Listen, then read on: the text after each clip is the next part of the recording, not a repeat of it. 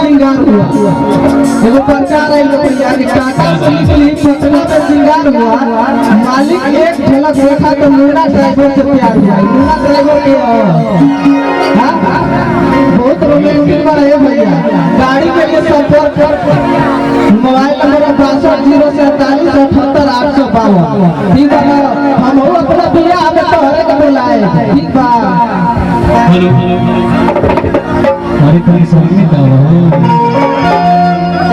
देखो इनके ध्यान देने बहुत देने ठीक है ना कि बुलाई तो सबसे होने वाली हेलो